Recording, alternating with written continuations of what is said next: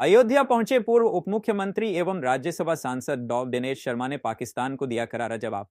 कहा, दुख की घड़ी में केवल बयान नहीं, ठोस कार्य और नियोजन महत्वपूर्ण होता है। भारत ने पाकिस्तान को आर्थिक, सामाजिक और राजनयिक स्तर पर अंतर्राष्ट्रीय नियमों के तहत कठोर संदेश दिया है। पानी रोका गया, समझौता तोड़ा गया, दूतावासों से अधिकारियों को वापस बुलाया गया, यहां से वापस भेजा गया है। पाक नागरिकों को भारत छोड़ने के लिए कहा गया। यह वैश्विक मंच पर सबसे सख्त कार्रवाइयों में से एक है। आतंकी ठिकानों पर कार्रवाई को पूरी दुनिया ने देखा है। आतंकी को सहयोग देने में जिस पर संदेह था, उसके घर को ध्वस्त होते हुए पूरी दुनिया ने देखा। आतंकी घटना में दिवंगतों की आत्मा की शांति की कामना की। दिनेश शर्मा ने अयोध्या को बताया विश्व आकर्षण का केंद्र। कहा, अयोध्या अब धार्मिक पर्यटन का आधुनिक केंद्र बन चुकी है। डबल इंजन सरकार के प्रयासों से अयोध्या एक नवीनतम नगरी के रूप में उभरी है, जो अब विश्व स्तर पर आकर्षण का केंद्र बन गई है। हजारों वर्षों तक इसकी यह छवि बनी रहेगी। मंदिर ट्रस्ट के तत्वाधान में महाराष्ट्र के सानिध्य में एक सिद्ध स्थान मंदिर का पुनर्जीर्णोद्धार का कार्यक्रम हुआ है और जो पुरानी जो मूर्तियां हैं उनके स्थान पर नई मूर्तियों की स्थापना का और मंदिर का नव निर्माण का कार्य पूरा हुआ है। और ये एक अयोध्या नगरी एक पावन नगरी है और कहते तो ये हैं कि काशी में मोक्ष मिलता है तो अयोध्या में राह मिलती है जीवन जीने की। मर्यादा पुरुषोत्तम राम के जन्म से लेकर उनके राज्य तक की तमाम अभिकल्पनाओं को सजोए हुए ये अयोध्या ये विश्व की प्राचीनतम नगरी है। और मुझे खुशी है कि माननीय प्रधानमंत्री श्री नरेंद्र मोदी जी और योगी जी के सद प्रयत्नों से ये तमाम, मैं कहूँगा कि ये सैकड़ों नहीं हजारों वर्षों के लिए अपनी अमिट छाप छोड़ चुकी है। चाहे सरयू तट की आरती हो, चाहे श्री राम जन्मभूमि मंदिर का निर्माण का कार्य हो, चाहे बजरंगबली की सदकृपा स्थल वाला कि अयोध्या प्राचीनता चल रहा है। और धार्मिक पर्यटन की दृष्टि से अगर देखें तो मैं योगी जी को इसलिए बधाई दूंगा, था है उसका एक बहुत बड़ा साधन धार्मिक पर्यटन होने जा रहा है। प्रयागराज के कुंभ में 66 करोड़ लोग आए तो कई अवसर ऐसे रहे कि 10 लाख से 15-20 लाख तक लोग भी अयोध्या नगरी में रहे।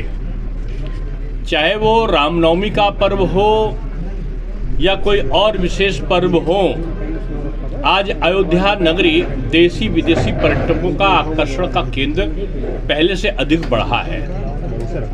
और पर्यटन की दृष्टि से लोग प्रयागराज, लोग काशी विश्वनाथ बाबा, वो लोग विंध्यवासिनी माता विंध्याचल और अयोध्या नगरी का दर्शन करने के बाद चित्रकूट और नैमिषारण्य तक जाते हैं। यानी धार्मिक पर्यटन का एक पैकेज सा तैयार हो गया है।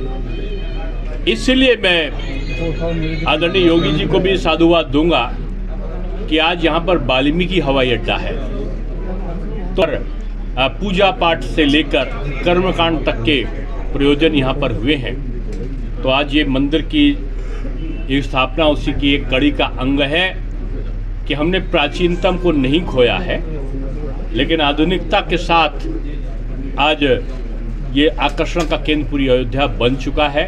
चाहे सड़कों का हो, चाहे हाईवे का हो, हवाई अड्डे या रेलवे स्टेशन का हो, आज अयोध्या एक नवीनतम नगरी के रूप में, और जो इसका नया क्षेत्र जो बन रहा है नवीन अयोध्या, मैं समझता हूं कि वो दुनिया के आकर्षण का केंद्र बनेगा।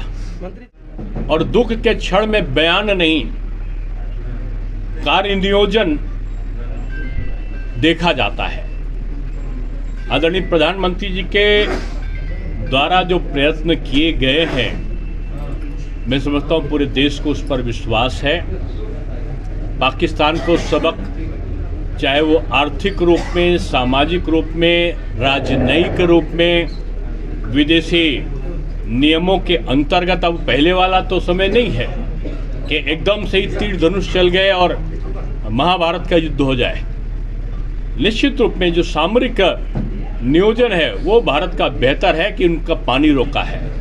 उनसे राजनीतिक संबंधों में एक तरीके से हमने उनका समझौता को तोड़ दिया है और समझौता के साथ साथ हमने अपने दूतावास के लोगों को बुलाया, उनके दूतावासों को वापस भेजा है। हमने कुछ समय दिया है कि पाकिस्तान के नागरिक यहाँ से चले जाएं और भारत के नागरिक वहाँ से चले आए। ये अंतर्राष्ट्रीय स्तर पर किसी भी देश के द्वारा अपने पड़ोसी देश के विरुद्ध उठाए गए कठोरतम कार्रवाई और कदमों में से एक शामिल है।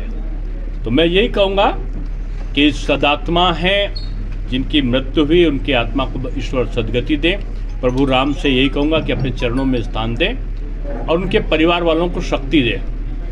ये आताताई मैं समझता हूँ जैसे नक्सलवाद समाप्त कर रहे हैं प्रधानमंत्री जी, वैसे बहुत हद तक उन्होंने ये कश्मीर पे जो आतंकवाद था उसको नियंत्रण किया रहा। ये बहुत दिन के बाद ये दुखद घटना नहीं घटनी चाहिए थी, लेकिन इसका तात्पर्य ये नहीं है कि आतंकवाद के खिलाफ कोई कार्रवाई में कोई गति में धीमापन आया होगा। आज पूरी दुनिया ने उस आतंकी का जो जिसकी पर संदेह था उसके घर को ध्वस्त होते हुए देखा है। तो निश्चित रूप में कोई भी कहीं भी होगा वो बचेगा नहीं, दंड का पात्र बनेगा।